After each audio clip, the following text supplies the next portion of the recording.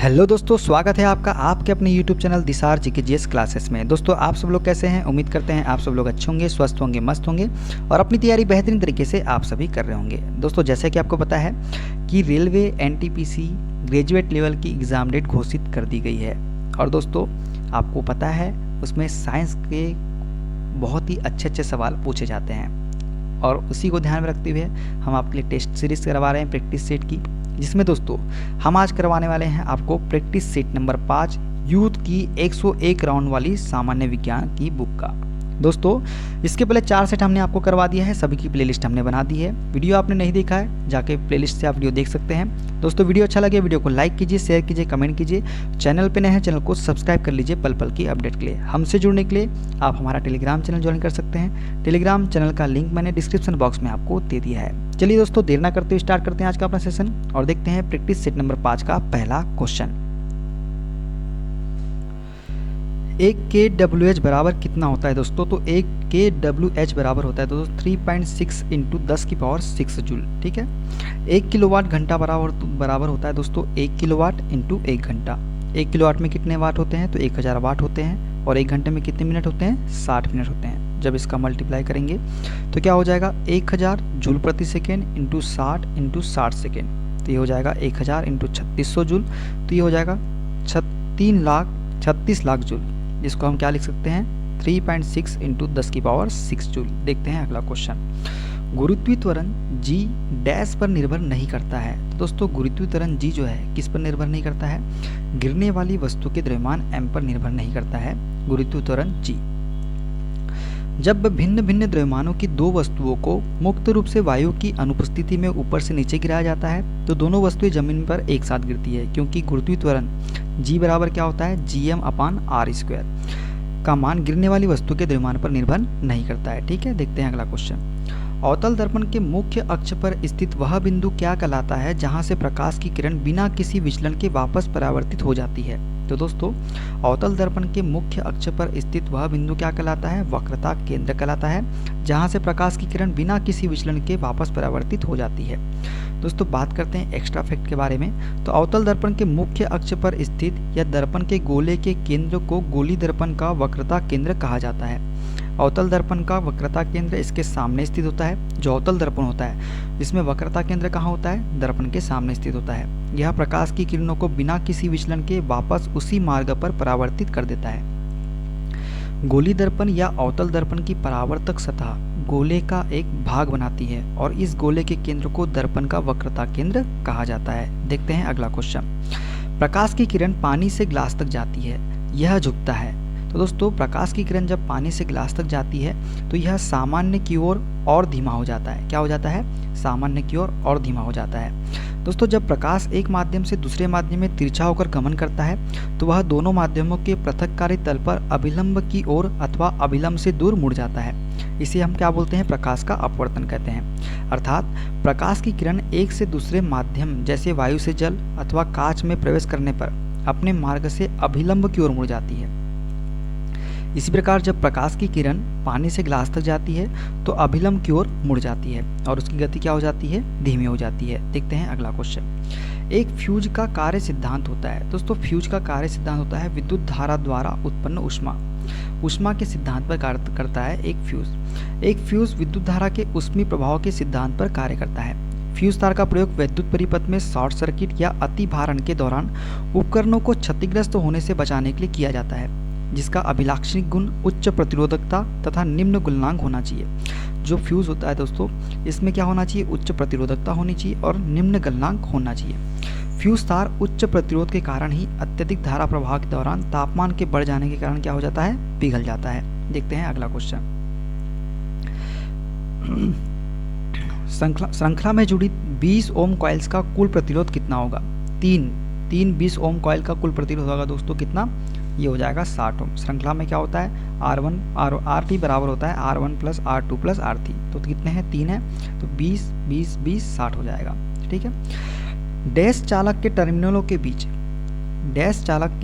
के बीच विभवांतर बनाए रखने में मददगार है। तो दोस्तों, चालक के टर्मिनलों के बीच विभवांतर बनाए रखने में मददगार होता है क्या? बैटरी जो है चालक के टर्मिनल के बीच विभवांतर बनाए रखने में मददगार है। बैटरी चालक के टर्मिनलों के बीच विभवांतर बनाए रखने में मददगार है। बैटरी एक एनर्जी स्टोरेज डिवाइस है। कौन सी डिवाइस है? एनर्जी स्टोरेज डिवाइस, जो कि बहुत सारे सेल्स को जोड़कर बनाई जाती है। सेल्स के अंदर इलेक्ट्रोकेमिकल रिएक्शन होते हैं जो केमिकल एनर्जी को इलेक्ट्रिकल एनर्जी में बदलते हैं। देखते हैं अगला क्वेश्चन। डगलस एंगलबर्ट ने निम्नलिखित में से किस उपकरण या इंटरफेस का आविष्कार किया था? दोस्तों डगलस एंगलबर्ट ने जो है ये कंप्यूटर माउस का आविष्कार किया था। किसका? कंप्यूटर माउस का। दोस्तों कंप्यूटर का आविष्कार चार्ल्स बेबेज ने किया था। कंप्यूटर माउस का डगलस एंगलबर्ट ने किया था। कॉम्पैक्ट डिस्क की बात करें तो जेम्स रसेल जो है इन्होंने कॉम्पैक्ट डिस्क की खोज की थी। यूएसबी पोर्ट अजय भट्ट ने आविष्कारक थे इसके। कौन सा कोशिकांग प्रकाश संश्लेषण के दौरान प्रकाश ऊर्जा का उपयोग करता है? तो दोस्तों कौन सा कोशिकांग है जो प्रकाश संश्लेषण के दौरान प्रकाश ऊर्जा का उपयोग करता है? तो हरित लवक जो है ये प्रकाश संश्लेषण के दौरान प्रकाश ऊर्जा का उपयोग करते हैं। ठीक है, हरित लवक दोस्तों प्रकाश संश्लेषण के दौरान प्रकाशिक ऊर्जा को रासायनिक ऊर्जा में बदलकर उपयोग करते हैं। इनका हरा रंग क्लोरोफिल के कारण होता है। हरित लवक एक प्रकार का कोशिकांग है जो पादप एवं शैवाल की कोशिका में पाए जाते हैं। ये पौधों में भोजन निर्माण में सहायक होते हैं। इसी कारण हरित लवक को कोशिका का रसोई घर कहा जाता है। ठीक है, देखते हैं अगला क्वेश्चन। हाइड्रा, स्टारफिश, प्लेनेरिया निम्न में से किस प्रक्रिया द्वारा उत्पन्न होते हैं? तो दोस्तों हाइड्रा, स्टारफिश, प्लेनेरिया जो है ये जो है पुनर्जनन प्रक्रिया के द्वारा उत्पन्न होते हैं। कौन सी प्रक्रिया? पुनर्जनन। दोस्तों यदि किसी कारणवश जीव क्षति-विक्षत हो जाता है अथवा कुछ टुकड़ों में टूट जाता है तो अनेक टुकड़े वृद्धि करके नए जीव में विकसित हो जाते हैं। उदाहरण की बात करें तो हाइड्रा और प्लेनेरिया जैसे सरल प्राणियों की यदि कई टुकड़ों में काट दिया जाए तो प्रत्येक टुकड़ा विकसित होकर पूर्ण जीव का निर्माण कर देता है। ये क्या कहलाता है? पुनरुद्भवन या पुनर्जनन कहलाती है। ठीक है, देखते हैं अगला क्वेश्चन। मानव शरीर के किस अंग पर एंजियोप्लास्टी की जाती है? दोस्तों एंजियोप्लास्टी जो है हृदय पे की जाती है। किसमें? हृदय में की जाती है। मानव शरीर के हृदय पर एंजियोप्लास्टी की जाती है। एंजियोप्लास्टी एक ऐसी सर्जिकल प्रक्रिया है दोस्तों जिसमें हृदय की मांसपेशियों तक ब्लड सप्लाई करने वाली रक्त वाहिकाओं को खोला जाता है। मेडिकल भाषा में इन रक्त वाहिकाओं को कोरोनरी आर्टरीज कहते हैं। डॉक्टर अक्सर दिल का दौरा या स्ट्रोक जैसी समस्याओं के बाद एंजियोप्लास्टी का सहारा लेते हैं। ठीक है, देखते हैं अगला क्वेश्चन। निम्नलिखित में से किसकी वजह से हमारी मांसपेशियों में ऐंठन उत्पन्न हो सकती है? तो दोस्तों हमारे जो है मांसपेशियों में ऐंठन या क्रैम्प जो उत्पन्न होती है ऑक्सीजन की कमी की वजह से होती है। किसकी वजह से? ऑक्सीजन की कमी की वजह से। दोस्तों O2 की कमी से वजह से हमारे मांसपेशियों में ऐंठन या क्रैम्प्स उत्पन्न हो सकती है। ऐंठन या क्रैम्प्स की बात करें दोस्तों तो एक मांसपेशी का दर्दनाक अनैच्छिक संकुचन होता है। ऐंठन के ऐसे कारण हो सकते हैं जो अंतर्निहित रोगों की वजह से नहीं हो। ठीक है, उदाहरण की बात निर्जलीकरण, अधिक व्यायाम या मांसपेशियों के उपयोग में कमी शामिल है। ठीक है, देखते हैं अगला क्वेश्चन। हीनताजन्य रोग डिफिशियंसी डिसीज के संदर्भ में रिकेट्स डैश की कमी के कारण होता है? तो दोस्तों रिकेट्स जो है ये होता है विटामिन डी की कमी से। किसकी कमी से होता है? विटामिन डी की कमी से। अब सभी के हम देख लेते हैं दोस्तों विटामिन ए का रासायनिक नाम क्या है? रेटिनॉल है। इसकी कमी से कौन सा रोग होता है? रोतौंधी रोग होता है। विटामिन B12 की बात करें तो इसका रासायनिक नाम साइनोकोबालामिन है और रोग जो होता है रक्ताल्पता। ठीक है, रक्ताल्पता। विटामिन ई की का रासायनिक नाम टोकोफेराल। कौन सा रोग होता है? बंध्यता का रोग। और विटामिन डी की का रासायनिक नाम कैल्सिफेरॉल। रोग कौन सा होता है? रिकेट्स होता है। ठीक है, देखते हैं अगला क्वेश्चन। दंत क्षय डेंटल केरीज का क्या अर्थ है? दोस्तों दंत क्षय का अर्थ होता है दांतों का सड़ना। क्या? दांतों का सड़ना जो है डेंटल केरीज का अर्थ है। दंत क्षय को सामान्यतः दांतों का सड़ना कहते हैं दोस्तों। यह मुख्यतः बैक्टीरिया के कारण होता है जो दांत की ऊपरी परत दंत वल्क एनेमल को भी नष्ट कर देते हैं जिसके कारण दांत में घाव हो जाता है। देखते हैं अगला क्वेश्चन। निम्नलिखित में से किस समूह के पादपों के बीज आवरण रहित होते हैं? तो दोस्तों अनावर्त बीजी के बीज जो होते हैं आवरण रहित होते हैं। ठीक है, अनावर्त बीजी की बात करें दोस्तों तो इस समूह के पौधों में बीज आवरण रहित होते हैं। इसमें अंडाशय का क्या होता है? अभाव होता है। इसमें अंडाशय नहीं पाए जाते। यह पौधा सदाबहार, काष्ठी तथा लंबा होता है। जो अनावर्त बीजी होते हैं दोस्तों ये पौधे कैसे होते हैं? सदाबहार होते हैं, काष्ठी होते हैं तथा लंबे होते हैं। ये मरुद्भिद स्वभाव के होते हैं जिनमें रंध्र पत्ती में धसे होते हैं तथा बाह्य त्वचा पर क्यूटिकल की परत चढ़ी होती है। इनकी बाह्य त्वचा पर कौन सी परत चढ़ी होती है? क्यूटिकल की परत चढ़ी होती है। देखते हैं अगला क्वेश्चन। प्रकाश संश्लेषण के दौरान संश्लेषित कार्बोहाइड्रेटों को खालिस्तान या डैश के रूप में संचित किया जाता है। दोस्तों प्रकाश संश्लेषण के दौरान संश्लेषित कार्बोहाइड्रेटों को किसके रूप में? स्टार्च के रूप में संचित किया जाता है। किसके रूप में? स्टार्च के रूप में। दोस्तों प्रकाश संश्लेषण के दौरान संश्लेषित कार्बोहाइड्रेटों को स्टार्च के रूप में संचित किया जाता है। प्रकाश संश्लेषण की क्रिया पौधों के हरे भागों मुख्यतः पत्तियों में संपन्न होती है। देखते हैं अगला क्वेश्चन।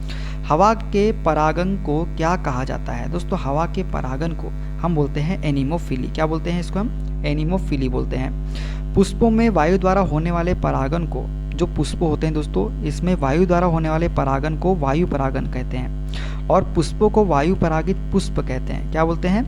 वायु परागित पुष्प कहते हैं, पुष्प कहते हैं पुष्पों को। जैसे मक्का हो गया, जल द्वारा परागन करने वाले पौधों को हाइड्रोफिली कहते हैं। अच्छा, पुष्पों में वायु द्वारा होने वाले परागन को वायु परागन क्या बोलते हैं? वायु परागन एनिमोफिली बोलते हैं। और जल द्वारा परागन करने वाले पौधों को क्या बोलते हैं? हाइड्रोफिली कहते हैं। ठीक है, देखते हैं अगला क्वेश्चन। डैश फूल की पत्तियां किसी विलयन में अम्ल या क्षार की उपस्थिति का संकेत नहीं देती है। तो दोस्तों किसके फूल की पत्तियां जो है किसी विलयन में अम्ल या क्षार की उपस्थिति का संकेत नहीं देती है? तो ये है चमेली की। पेटूनिया, जेरेनियम और हाइड्रेजिनिया, ये इनकी जो पत्तियां होती है किसी विलयन में अम्ल या क्षार की उपस्थिति का संकेत देती है, लेकिन चमेली की पत्ती जो होती है फूल की, ये विलयन में अम्ल या क्षार की उपस्थिति का संकेत नहीं देती है। ठीक है, देखते हैं अगला क्वेश्चन। इनमें से कौन सा एक रासायनिक परिवर्तन है? दोस्तों रासायनिक परिवर्तन कौन सा हो जाएगा? तो मक्खन का खट्टा होना। ठीक है, अब रासायनिक परिवर्तन के बारे में देख ले दोस्तों, तो वे परिवर्तन जिनमें नए पदार्थ बनते हैं वे रासायनिक परिवर्तन कहलाते हैं। यह एक अनुत्क्रमणीय प्रक्रिया है। रासायनिक परिवर्तन के बाद पदार्थ वापस उसी मूल पदार्थ में परिवर्तित नहीं होते हैं। इसके उदाहरण कौन कौन से हैं? मक्खन का खट्टा होना, कागज़ का जलना, लोहे में जंग लगना। अच्छा दोस्तों, मक्खन जो खट्टा हो जाता है तो इसको फिर से हम मक्खन बना सकते हैं क्या? नहीं, इसलिए क्या है, हम नया पदार्थ हमको मिलता है, हम नए पदार्थ बनाते हैं, लेकिन इससे जो पुराना पदार्थ है वो नहीं बना पाते हैं। इसी को हम रासायनिक परिवर्तन बोलते हैं। ठीक है, देखते हैं अगला क्वेश्चन। निम्न में से किस तत्व के प्रतीक में केवल एक अक्षर होता है? तो दोस्तों किसमें एक अक्षर होता है? तो कार्बन में एक अक्षर होता है। ठीक है, तांबा में CO होता है, संकेत तांबे का। कार्बन में C होता है, क्लोरीन का Cl होता है, कैल्शियम का Ca होता है। देखते हैं अगला क्वेश्चन। सामान्यतः परमाणु के नाभिक में डैश होते हैं। तो दोस्तों परमाणु के नाभिक में क्या होते हैं? प्रोटॉन तथा न्यूट्रॉन जो है परमाणु के नाभिक में पाए जाते हैं। दोस्तों परमाणु किसी तत्व का वह छोटे से छोटा कण है जो किसी भी रासायनिक अभिक्रिया में भाग ले सकता है परंतु स्वतंत्र अवस्था में नहीं रह सकता है। कौन? परमाणु। परमाणु के नाभिक में प्रोटॉन तथा न्यूट्रॉन होता है। अब बात करते हैं प्रोटॉन के बारे में दोस्तों। तो परमाणु के अंदर प्रोटॉन एक ऐसा सूक्ष्म कण है जिसका सापेक्ष द्रव्यमान हाइड्रोजन परमाणु के द्रव्यमान के लगभग क्या होता है? बराबर होता है। और इस पर कौन सा आवेश होता है? धनावेश होता है। परमाणु में धन आवेश युक्त इस कण की खोज का श्रेय गोल्डस्टीन को दिया जाता है। तो प्रोटॉन की खोज किसने की थी? गोल्डस्टीन को, याद रखना है आपको। देखते हैं अगला। न्यूट्रॉन की बात करें दोस्तों, परमाणु के अंदर न्यूट्रॉन एक ऐसा सूक्ष्म कण है जिसका द्रव्यमान प्रोटॉन के द्रव्यमान के लगभग क्या होता है? बराबर होता है, लेकिन इस पर कोई आवेश नहीं होता है। अर्थात न्यूट्रॉन एक कैसा है? उदासीन कण है। न्यूट्रॉन की खोज 1932 ईस्वी में चैडविक ने बेरिलियम धातु पर अल्फा कणों से आघात कराकर की थी। डायरेक्टली क्वेश्चन पूछता है दोस्तों, तो जो चैडविक थे तो चैडविक ने न्यूट्रॉन की खोज कैसे की थी? तो बेरिलियम की धातु पर अल्फा किरणों से आघात कराकर। देखते हैं अगला क्वेश्चन। एक परमाणु में न्यूट्रॉनों की संख्या किसके बराबर होती है? दोस्तों एक परमाणु में न्यूट्रॉनों की संख्या जो है ये द्रव्यमान संख्या और परमाणु संख्या के बराबर होती है। ठीक है, द्रव्यमान संख्या माइनस परमाणु संख्या, तो बराबर होती है न्यूट्रॉनों की संख्या। NH3 में नाइट्रोजन की संयोजकता कितनी है? दोस्तों NH3 में नाइट्रोजन की संयोजकता जो होगी वो कितनी होगी? 3 होगी। कितनी होगी? 3 होगी। दोस्तों NH3 नाइट्रोजन की संयोजकता 3 होती है क्योंकि नाइट्रोजन के संयोजक कोष में 5 इलेक्ट्रॉन होते हैं, इसलिए यह अपना अष्टक पूरा करने के लिए 3 इलेक्ट्रॉनों को स्वीकार कर सकता है। ठीक है, देखते हैं अगला क्वेश्चन। निम्न में से कौन सा घोल इन सभी में सबसे अम्लीय है? दोस्तों सबसे ज्यादा अम्लीय होगा pH मान 0 वाला घोल। दोस्तों 0, 7 और 14 सबसे अम्लीय कौन सा होगा? 0 वाला। और सबसे ज्यादा क्षारीय कौन सा होगा? 14 वाला। उदासीन की बात करें तो 7 नंबर वाला क्या होगा? उदासीन होगा। ठीक है, देखते हैं। हाइड्रोनियम आयन की मोलरता में सांद्रता को एक लघुगण की मापकरण लॉगरिथमिक स्केल में सरलता से प्रदर्शित किया जाता है जिसे हम pH स्केल कहते हैं। दोस्तों हाइड्रोजन आयन की सक्रियता के ऋणात्मक 10 आधारी लघुगण की मान को हम pH कहते हैं। देखो 0 वाला क्या होगा? सर्वाधिक अम्लीय होगा। और 14 वाला क्या होगा? सर्वाधिक क्षारीय होगा। न्यूट्रल कौन सा होता है? 7 नंबर वाला। ठीक है, 7 से जैसे हम आगे बढ़ेंगे तो क्षार बढ़ते जाएगा और 7 से कम होगा तो अम्लता बढ़ती जाएगी। ठीक है, देखते हैं। अच्छा, pH पैमाने की खोज किसने की थी ये बताइए कमेंट बॉक्स में। तो इसने किसने की थी दोस्तों बताइए? तो ये की थी सोरेनसन ने। किसने की थी? सोरेनसन ने pH पैमाने की खोज की थी। देखते हैं अगला क्वेश्चन। नीला थोता का दूसरा नाम क्या है दोस्तों? तो नीला थोता का दूसरा नाम है दोस्तों ताम्र सल्फेट। ठीक है, नीला थोता या तुतिया को कॉपर सल्फेट, ताम्र सल्फेट भी हम कहते हैं। इसका रासायनिक सूत्र कितना है? CuSO4। इसका सूखा क्रिस्टल सफ़ेद या हल्के पीले रंग का होता है, जबकि पेंटाहाइड्रेट CuSO4.5H2O चमकीले नीले रंग का होता है। ठीक है दोस्तों, ये थे सारे क्वेश्चन। वीडियो कैसा लगा कमेंट बॉक्स में जरूर बताइएगा। मिलते हैं अगले वीडियो में, अपना ख्याल रखिए। Okay, bye bye, take care.